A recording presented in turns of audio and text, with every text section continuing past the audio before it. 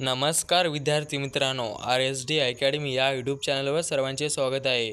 आजच्या व्हिडिओमध्ये आपण जिल्हा न्यायालय भरती विषयी अति संभाव्य प्रश्नसंच पाहणार आहोत। तर व्हिडिओ सर्वांनी शेवटपर्यंत पाहायचा आहे। व्हिडिओ आवडल्यास व्हिडिओला लाईक आणि चॅनलला सबस्क्राईब करायचं आहे। चला तर व्हिडिओला सुरुवात करू। प्रश्न क्रमांक पहिला असा आहे की दिनमित्र सुरुवात खालीलपैकी कोणी केली होती? दिनमित्र सुरुवात खालीलपैकी कोणी केली होती? याचं बरोबर उत्तर आहे मित्रांनो मुकुंदराव पाटील। प्रश्न क्रमांक दुसरा असा आहे की अयोध्या कोणत्या राज्यात आहे?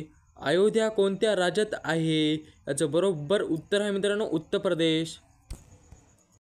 प्रश्न क्रमांक तिसरा असा आहे की लालकृष्ण अडवाणी यांना कितवा भारतरत्न पुरस्कार जाहीर झाला आहे? लालकृष्ण अडवाणी यांना कितवा भारतरत्न पुरस्कार जाहीर झाला आहे? याचं बरोबर उत्तर आहे मित्रांनो 50वा। प्रश्न क्रमांक चौथा असा आहे की लालकृष्ण अडवाणी यांनी खालीलपैकी कोणते पद भूषवले नव्हते? लालकृष्ण अडवाणी यांनी खालीलपैकी कोणते पद भूषवले नव्हते? याचं बरोबर उत्तर आहे मित्रांनो भारताचे पंतप्रधान पद।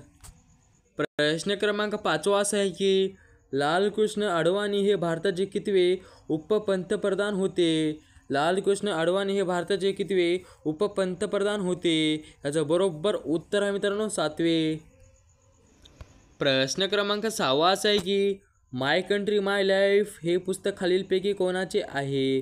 माय कंट्री माय लाईफ हे पुस्तक खालीलपैकी कोणाचे आहे? याचं बरोबर उत्तर आहे मित्रांनो लालकृष्ण अडवाणी। प्रश्न क्रमांक 7वा असा आहे की खालीलपैकी कोणता एक तारा आहे? खालीलपैकी कोणता एक तारा आहे? याचं बरोबर उत्तर आहे मित्रांनो सूर्य। प्रश्न क्रमांक 8वा असा आहे की भारताचे सर्वोच्च संवैधानिक पद कोणते आहे? भारताचे सर्वोच्च संवैधानिक पद कोणते आहे? याचं बरोबर उत्तर आहे मित्रांनो राष्ट्रपती। प्रश्न क्रमांक 9वा असा आहे की बारडोली हा सत्याग्रह खालीलपैकी कोणत्या वर्षी झाला होता? बारडोली हा सत्याग्रह खालीलपैकी कोणत्या वर्षी झाला होता? याचं बरोबर उत्तर आहे मित्रांनो 1929। प्रश्न क्रमांक 10वा असा आहे की गोवर हा रोग खालीलपैकी कशामुळे होतो?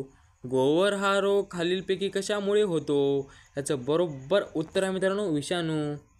प्रश्न क्रमांक 11वा असा आहे की कोणत्या फळास गरिबाचे सफरचंद असे म्हणतात? कोणत्या फळास गरिबाचे सफरचंद असे म्हणतात? याचं बरोबर उत्तर आहे मित्रांनो बोर।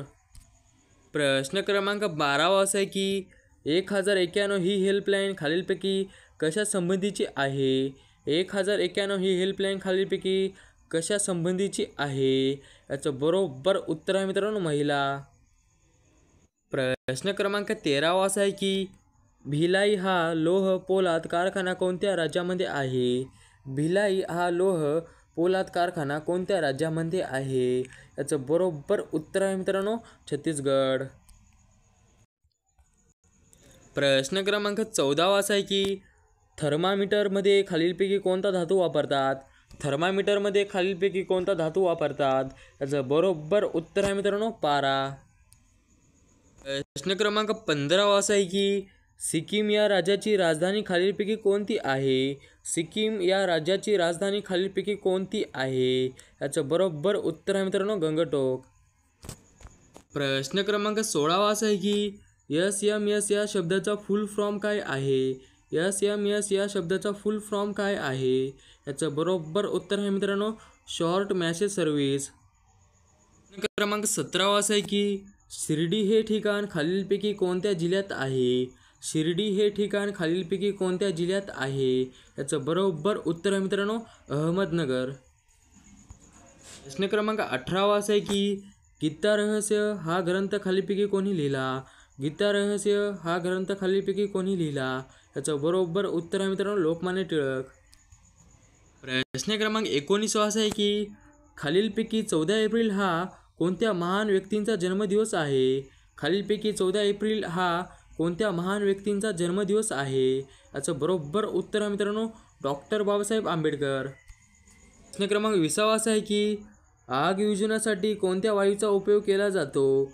आग विझवण्यासाठी कोणत्या वायूचा उपयोग केला जातो? याचं बरोबर उत्तर आहे मित्रांनो carbon dioxide.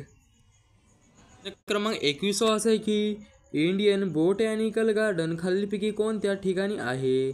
Indian botanical garden खालीलपैकी कोणत्या ठिकाणी आहे? याचं बरोबर उत्तर आहे मित्रांनो कोलकाता. प्रश्न क्रमांक 22 असा आहे की 26 जून हा दिवस कोणता दिवस म्हणून ओळखला जातो? 26 जून हा दिवस कोणता दिवस म्हणून ओळखला जातो? याचं बरोबर उत्तर आहे मित्रांनो अंमली पदार्थ विरोधी दिन. प्रश्न क्रमांक 23 असा आहे की सर्व अधिक किनारपट्टी लाभलेला महाराष्ट्रातील जिल्हा खालीलपैकी कोणता? सर्व अधिक किनारपट्टी लाभलेला महाराष्ट्रातील जिल्हा खालीलपैकी कोणता? याचं बरोबर उत्तर आहे मित्रांनो रत्नागिरी. प्रश्न क्रमांक 24 असा आहे की महाराष्ट्राचे राज्य फूल खालीलपैकी कोणते आहे? महाराष्ट्राचे राज्य फूल खालीलपैकी कोणते आहे? याचं बरोबर उत्तर आहे मित्रांनो मोठा बोडारा. प्रश्न क्रमांक 25 असा आहे की बुलढाणा जिल्हा खालीलपैकी कोणत्या प्रशासकीय विभागात येतो? बुलढाणा जिल्हा खालीलपैकी कोणत्या प्रशासकीय विभागात येतो? याचं बरोबर उत्तर आहे मित्रांनो अमरावती. प्रश्न क्रमांक 26 असा आहे की हिंगोली हे शहर खालीलपैकी कोणत्या नदीच्या काठावर वसलेले आहे? हिंगोली हे शहर खालीलपैकी कोणत्या नदीच्या काठावर वसलेले आहे? याचं बरोबर उत्तर आहे मित्रांनो कयाधू. प्रश्न क्रमांक 27 असा आहे की घारापुरी लेणी महाराष्ट्रामध्ये खालीलपैकी कोणत्या जिल्ह्यामध्ये आहेत? घारापुरी लेणी महाराष्ट्रामध्ये खालीलपैकी कोणत्या जिल्ह्यामध्ये आहेत? याचं बरोबर उत्तर आहे मित्रांनो रायगड. प्रश्न क्रमांक 28 असा आहे की महाराष्ट्रामध्ये भद्रावती संरक्षण साहित्य निर्मिती केंद्र कोणत्या जिल्ह्यामध्ये आहे? महाराष्ट्रामध्ये भद्रावती संरक्षण साहित्य निर्मिती केंद्र कोणत्या जिल्ह्यामध्ये आहे? याचं बरोबर उत्तर आहे मित्रांनो चंद्रपूर. प्रश्न क्रमांक 29 असा आहे की चित्रनगरी हे मराठी चित्रपट निर्मितीचे केंद्र कोणत्या जिल्ह्यामध्ये आहे? चित्रनगरी हे मराठी चित्रपट निर्मितीचे केंद्र कोणत्या जिल्ह्यामध्ये आहे? याचं बरोबर उत्तर आहे मित्रांनो कोल्हापूर.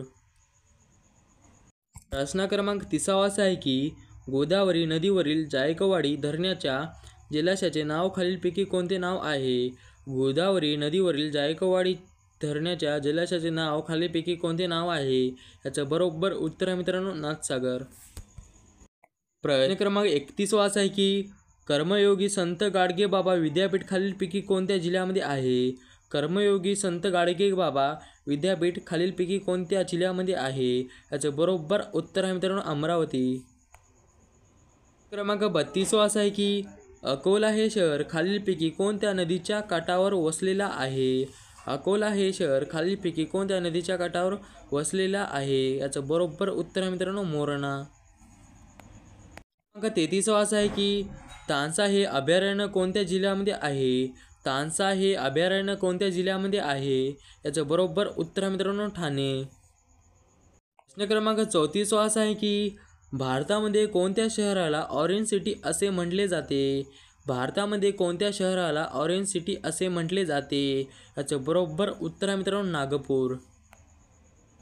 क्रमांक 35 असा आहे की जागतिक वारसा दिन खालीलपैकी कोणत्या दिवशी असतो? जागतिक वारसा दिन खालीलपैकी कोणत्या दिवशी असतो? याचं बरोबर उत्तर आहे मित्रांनो 18 एप्रिल. क्रमांक 36 असा आहे की घटक राजाचा कार्यकारी प्रमुख खालीलपैकी कोण असतो? घटक राजाचा कार्यकारी प्रमुख खालीलपैकी कोण असतो? याचं बरोबर उत्तर आहे मित्रांनो राज्यपाल.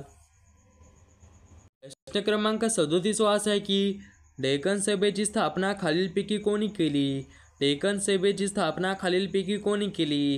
याचं बरोबर उत्तर आहे मित्रांनो न्यायमूर्ती रानडे. क्रमांक 38 असा आहे की पुल्लर लेणी खालीलपैकी कोणत्या जिल्ह्यामध्ये आढळते? पुल्लर लेणी खालीलपैकी कोणत्या जिल्ह्यामध्ये आढळते? याचं बरोबर उत्तर आहे मित्रांनो नागपूर. क्रमांक 39 असा आहे की केंद्रीय माहिती आयोग यांची स्थापना कोणत्या वर्षी करण्यात आली? केंद्रीय माहिती आयोग यांची स्थापना कोणत्या वर्षी करण्यात आली?